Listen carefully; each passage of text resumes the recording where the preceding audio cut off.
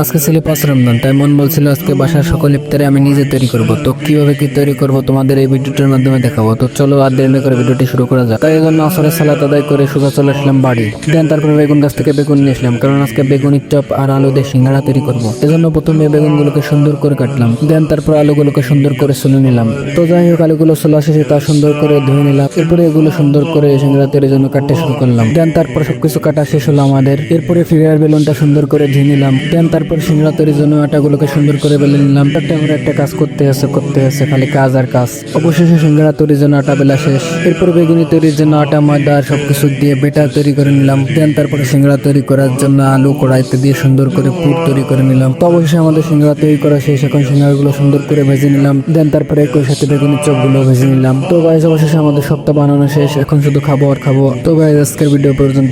ভিডিওটা ভালো লাগছে অবশ্যই চ্যানেলটা সাবস্ক্রাইব করবেন।